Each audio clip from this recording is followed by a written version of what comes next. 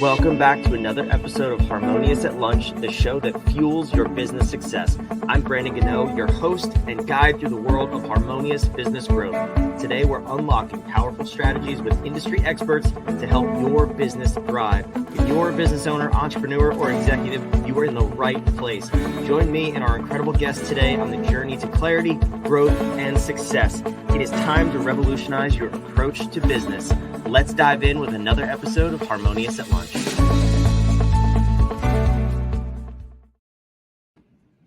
Welcome back into some more bite-sized business advice. And today we have a very special episode, a bonus episode actually. And I have an amazing guest with me today. We're going to talk about boosting your profit, the 3 or maybe 10 levers you can pull to boost your profit as a small business owner. And I have an amazing guest. I was just on her podcast, so we'll link all that down below. But Marcia Reiner, aka the Profit Booster, is here with me. Welcome to the show, and thank you for being here. Awesome, thanks, Brandon. And I love the idea of bite-sized, ideas, because we're in this like time where it's like, okay, let me just take a little nugget and do that because we're so short in our time that, we have or want to spend on things. So I love these little bite-sized ideas. Yes, it's that. And we also have an obesity problem in this country. So we need bite-sized podcasts. Exactly. Good thing, though, you're not going to gain any weight by listening to this podcast. As a matter of fact, actually, maybe you will, because you're going to have a boatload more money in your pocket and you can go spend it on whatever food you want. But, I love it. Marcia, I'm excited to jump in. I did say this was a bonus episode, and that's very true. I am in the middle of a 2-month recording break. We had such a surplus of episodes, doing them daily even, that I was like, I have to pause. I guess can't be waiting 4 months to record their episodes. But every now and then you meet somebody who's just so next level and their topic is so out of this world that you have to record and you have to put it in the lineup. So I am honored to have this episode with you, and I'm excited to dive in. So I want to hear a little bit about what you do and what are these profit boosting levers that we're going to be talking about. Yeah, well, thanks so much. And wow, talk about giving me, high hopes, right? No pressure, right?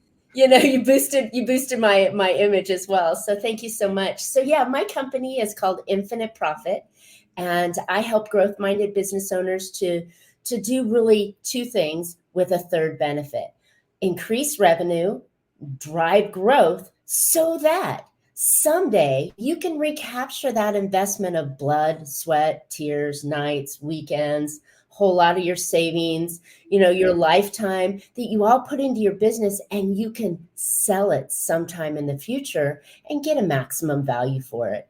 There's so many businesses that just end up on the floor and the doors close and, without really thought of, I could have done something years before, or even when I started and opened a business that would allow me to sell my company sometime in the future. So that's kind of the driver behind what I do. Yeah, it's so true. It's beyond unfortunate, but that was part of the reason I started this show, because I saw all those businesses out there just confused and maybe listening to wrong advice, the wrong people, and they end up having to close or lay off people. And I said, you know what? I just want to put on a show that's fun. First and foremost, we got to have fun, but then also with really reliable information that can give people that beacon of hope in the times that they need it, and also the really good information too.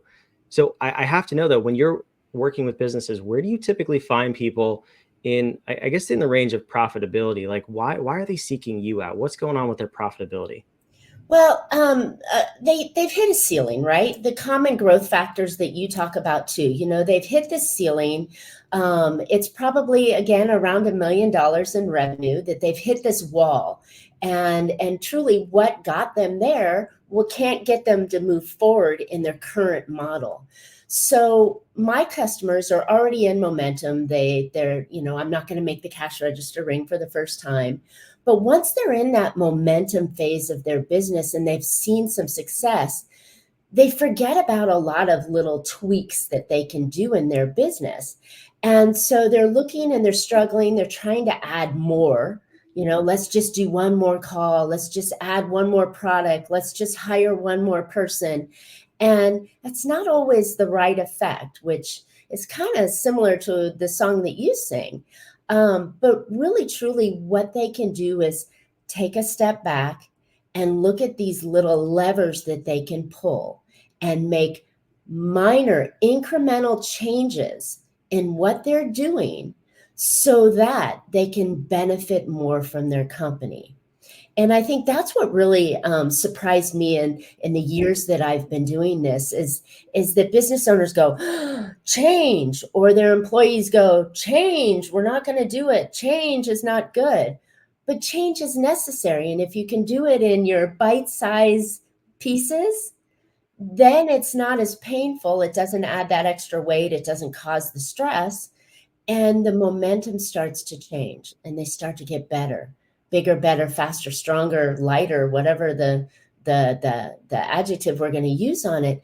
But those little incremental changes can truly shift the company and improve their bottom line. Yeah, this is fantastic. And there's 10 levers that you speak about. We don't have time for all 10 today. I do want to clear a few things up for the audience, though. You said that I sing, and I want to be very clear. There's one thing that I can't do for sure. I cannot sing any songs. Hence, I'm hosting a podcast. No, you can sing. You just don't want to have everybody hear you sing, or they start to cry and the dog starts to howl. And Good clarification. My kids even yell at me to stop singing. So yeah, we're not going to go down that road. But we do want to let's hear about some of these levers. Let's go with the big three. What are some things that business owners can do, like immediately after? You have to finish the whole episode, but after they hear the episode and leave a comment and subscribe, what then can they do to start increasing profit in their business? You know what? And I'm going to say this with just a little bit of warning that my strategies are not sexy. They're not super cool. We're not flipping an AI switch. We're not doing all those crazy new fantastical things that you got to do to jump on a bandwagon. However, as you mentioned, you can make your life sexy afterwards because you did these, right? But so there's the fun in it. So yeah, these are not sexy. They're very foundational, but they're often forgotten. So I think the first step, and people are going to start to cringe in it, is to really look at your spending habits, right? I tried to coin years ago with my first book, Big Profit Secrets Exposed, was, income minus expenses equals profit. Duh, right? So if you want more profit, you either have to increase your income or you have to manage your expenses. So if we look at the managing of your expenses, there are 3 things that you want to ask yourself when reviewing. Yes, you should be reviewing your expenses on a frequent basis. You want to ask yourself, does this expense produce a customer? Does this expense keep a customer? Or does this increase the lifetime value of that customer? And if you can answer yes to one or preferably all 3, then you should keep the expense. If it doesn't, you may want to kick it to the curb for a little while because, a lot of and I'm not beating up tax professionals because I love my CPAs out there, but they're often looking backwards. How can we get you a tax break? Let's run your entire lifestyle through your business. Therefore, you can write it off. Yes, but it affects your profitability. So if you do that, then you may want to consider reducing your payroll to yourself if you're going to do that. So I think that when you're looking at the amount of money you spend, be very frugal in your business and your bottom line will improve dramatically. So that's the first one that I think is just like, it's a killer. And I even have and have done in the past a little 30-day program with my customers that I call it the 30-day profit booster, where we will look at your cost of goods sold. Even if you're a service production, you have cost of goods sold, your operating expenses, which people forget. They still have to pay rent and lights and utilities, and they've got a receptionist or whatever those expenses are. And then the third little sneaky trigger is your pricing strategy. When was the last time you increased your price? Shh. People don't want to say it. No, my clients will run away. Nobody will buy from me ever again if I increase my price. Wait a minute. Are your prices going up? Is inflation gone up? Do your employees want to be paid more? You have to increase your price. It's expected. And if you do it in a incremental change, your customers, for the most part, will stay with you, especially if you're adding tremendous value for your price. Okay. Yeah, that's always I'll say a tough conversation. That one I think incites a lot of emotion more than the F word you said before, frugal. I will say this, frugal and sexy I've never heard in the same sentence. So you nailed that one. But I always say boring is sexy, because doing the boring stuff, I mean, as from the operational side of things as a COO, like, you have to do the boring or else you can never get to the sexy. That's the whole, and you said the same exact thing. So I want to get your feedback on something before we jump to lever number 2. This is a hack that I've always used. So managing expenses is super boring. You're right. Like, I agree with you 100%. Poke me in the eye. But one of the ways that I've always gotten around that is I love putting things on credit cards because I love points and miles and all those beautiful things. Please use your credit cards responsibly. I was just going to say, pay it off. Pay it off, but you can use your credit cards. But one of the things I always did, and I still do to this day, both personal and with business cards, I report them lost or stolen once a year, because the monthly expenses, like, really easy to review. But on a yearly basis, sometimes you don't know, and you could have $1,000+ subscription that didn't hit in the last 3 months, and you won't know about it, and they're surprised. So how do you feel about that little hack? I love it. And there are many business style credit cards, and we won't name them here, that will actually give you a report at the end of the month and categorize how you spent it. And therefore it transitions very nicely and easily into your accounting software. And then it's documented. So now you know that this was a business lunch, this was a subscription, this was gas, this was, food, all those things, supplies. You can really categorize it. So it makes it very helpful. So I love that. I don't know that I want to cancel my credit card every year, but I think that's an interesting viewpoint. Not cancel, because I know that would impact your credit. Just not cancel, but report the card lost and get a new fresh card, because those subscriptions, like you said. Okay, so who's signed up for a gym and never went? I will say, not me, but I know not me. I go. People yes, they're like, "Hey, Marcia," every time I walk in, right? But yeah, those are things that hang on and you forget about. There's a commercial on TV, and the girl said, "Yeah, I paid for 2 Netflix accounts for 3 years." And I went, "Oh, okay." Brilliant. Talk about forgetting, right? I love it. All right. So that was lever number 1. It was not sexy, as we were warned, though. What is lever number 2 that we should do? Actually, it was lever number 1 and 2. So the pricing strategy was lever number 2. The cost management was lever number 1. And that pricing strategy really, just to kind of fill it out a little bit more, is really saying, what value do you provide your customer? And if you look at it at that viewpoint, it becomes no longer a race to the bottom or competing with an Amazon or Walmart kind of environment.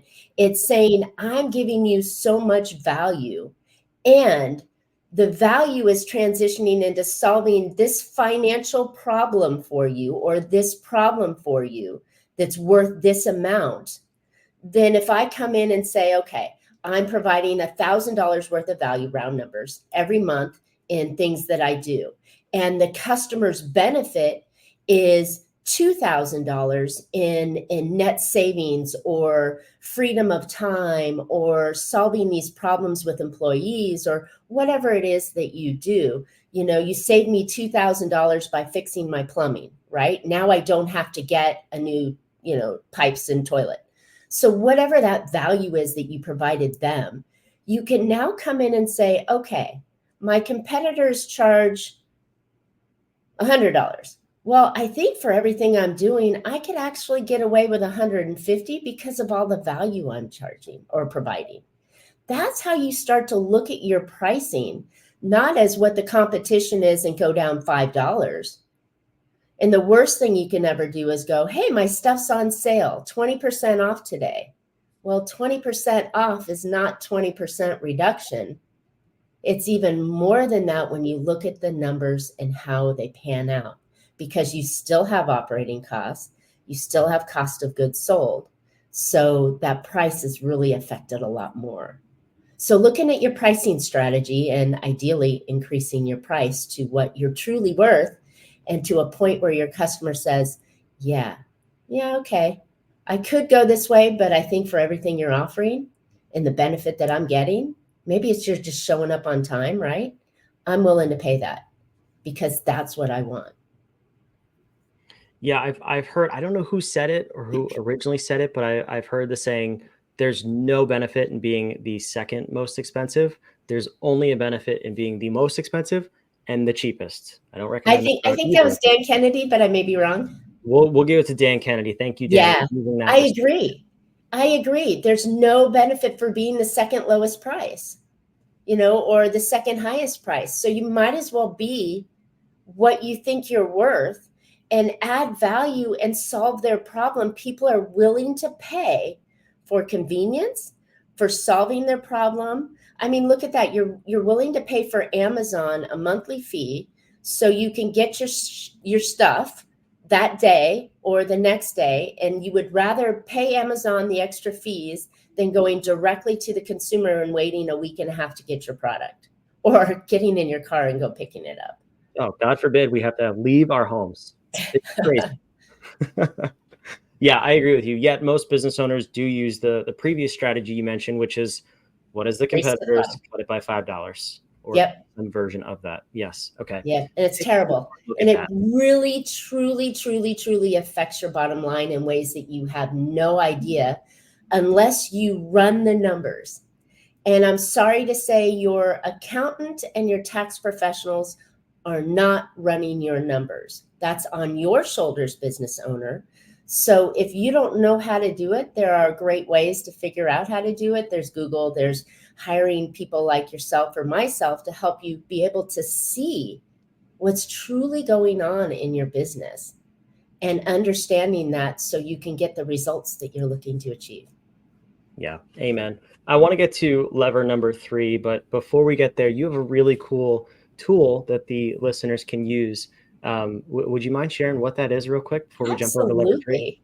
Talking about AI, I'm dating currently Chad GPT. I call him I've Chad been, too. That's so I funny. am, right? I mean, he knows me so well and he's helped me so greatly. It's the best virtual assistant I've ever seen to do the things that I want him to do.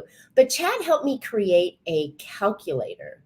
And this is a business profitability calculator that is a private GPT. So I created it inside of Chad. And so it's super simple. If you just go to boostingprofit.com/calculator, there's a free calculator that all that information in there, and I say it on the front page, is 1,000% private. I don't see any of your data. I just know that you went there. But what it's going to do, it's going to help you figure out how profitable you truly are. And when you see that, then you can go, oh, wait a minute, right? Now I can start making better decisions. So it's a fun tool. I played with it. It's great. It gives you answers immediately. You put in a couple of different factors that you should know. And if you go to boostingprofit.com/calculator, you can play with that. I literally just entered my email as you were talking about it, because that blows my mind that it's a custom GPT. So that's super cool. For those of you listening, also go over there. But again, after the episode, we're not done yet. We have one more lever. That's right. So Marcia, this has been fantastic. But I want to know, what is the third thing? You covered 2. I mean, I think massive issues or potential leverage points, we'll call them. I don't know, but ways to boost our profits in our businesses. What's that third one? And then for the other 7, you're going to have to go look at the show notes down below and go check out Marcia's resources and books. But what's number 3? Well, actually, if you go ahead and do the calculator, when we get off the line, I'm going to add it into a follow-up sequence, and I'm going to give you all 10 levers after you do the calculator. Perfect. So look at that. Just for listening to this show. Why aren't you subscribed yet? value. Absolutely, you should be subscribing. And my goodness, you need to give Harmonious at Lunch a 5-star review on any of your podcast players that you listen to on a regular basis, because if you're listening, chances are someone might not be listening. And if you go, hey, this was great, you're going to bring other listeners over. She said it, not me. So please listen to her. Exactly. Okay, so number 3 is really hard because I've got like 10 to choose from. But I think, when I go back to my original book, right, and talking about the income minus expenses equals profitability, right? We talked about the expenses. We talked about the pricing income. But what's the biggest problem that almost every businesses face every day, right? Leads. They're looking for more leads. So I think what you can do is have clarity in your marketing strategy. And that marketing strategy has to be specific, right? We use that word niche to your audience's problem. So now if you look back and you go, hey, if I'm talking to you, John, you're listening to this podcast, and I say something and it sounds like I'm reading your mind, then chances are, John, you're my ideal customer. And if I can continue with that mind reading conversation to you, talking about the problems that you're facing right now, and that I have a solution for it.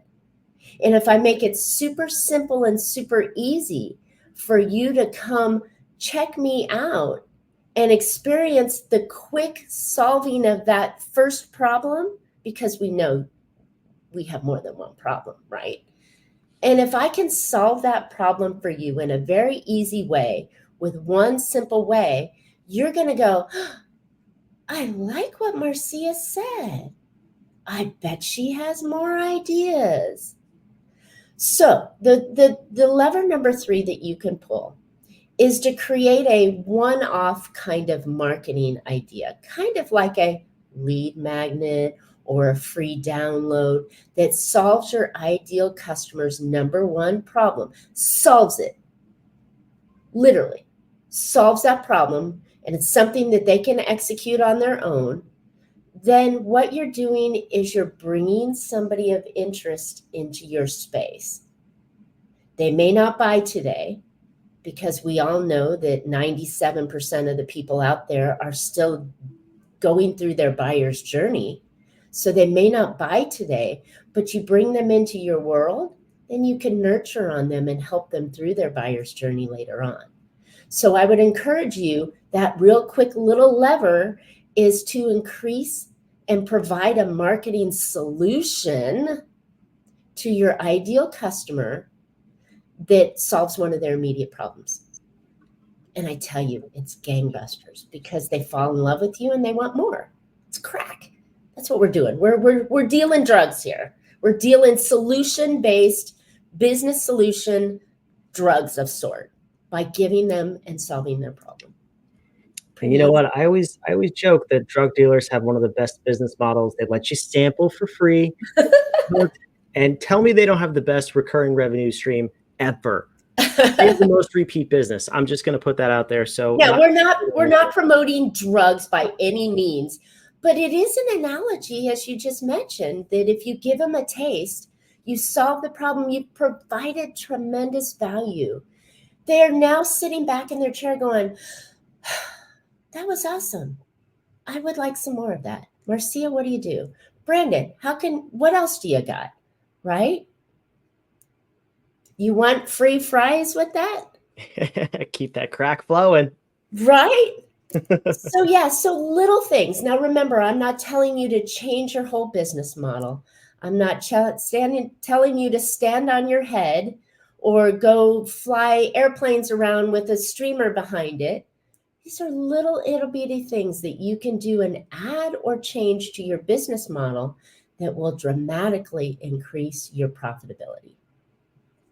I love it. Marcia, this is so fantastic. Besides the profit boosting calculator, anywhere else the listeners should go to check you out? Besides, also, let me add this in. Your podcast, which I was on, that episode will be linked down below. But where else should the listeners go check you out?